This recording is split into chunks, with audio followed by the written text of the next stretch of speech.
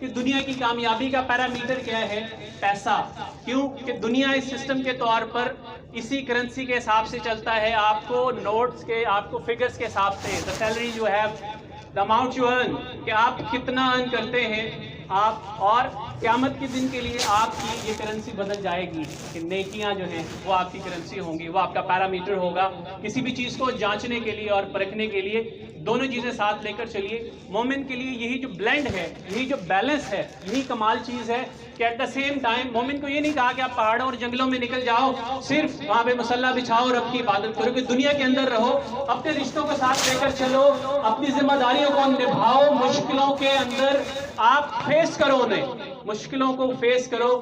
وہ ایک کوٹیشن ہے، ٹیک دا بل بائی دا ہارنز، کہ آپ ان کو ایک مردانہ وار مقابلہ کرو، چیزوں کو لے کر چلو۔ ہر روز مشکلیں بھی آئیں گی، کیوں کہ وہی ایک امتحان ہوتا ہے۔ کیا مشکلوں کے اندر آپ رب کی دی گئی بے پناہ نعمتوں کا کیا گلہ شکوہ تو نہیں شروع کر دیتے اس سے ایک مشکل کے سامنے آتے ہوئے؟ یہی وہ امتحان ہے جس کو ہر روز ہم نے ساتھ لے کر چلنا ہے۔ کہ چیزیں وہی ہوتی ہیں کہ زندگی کے اندر جو جنرلی ہم جانتے ہیں، بہت ساری چیزیں نئی نہیں ہوتی، لیکن جب وہ کسی خاص شخص کے منہ سے ادا ہوتی ہیں، کسی خاص پیرائے میں ادا ہوتی ہیں، تو اس کے بعد ان کی ویلیو بڑھ جاتی ہے، ان کی ایبزارپشن بڑھ جاتی ہے۔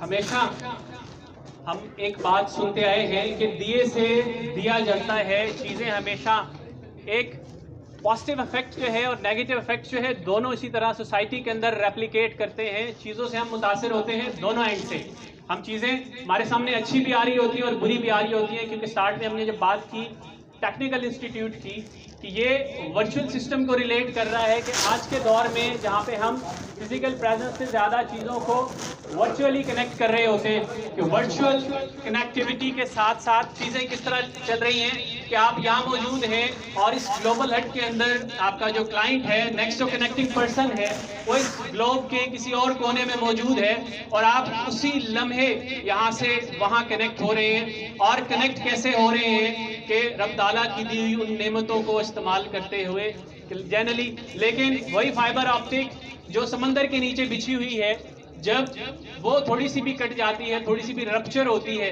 تو پھر دنیا کا رابطہ کیا ہوتا ہے؟ ڈس کنیکٹ ہو جاتا ہے۔ باوجود آپ کی سیٹلائٹ کنیکٹیوٹی کے، آپ کا جو فزیکل لائننگ ہے ورلڈ کے اندر، وہ پھر بھی بہت زیادہ امپورٹنٹ ہے آج بھی۔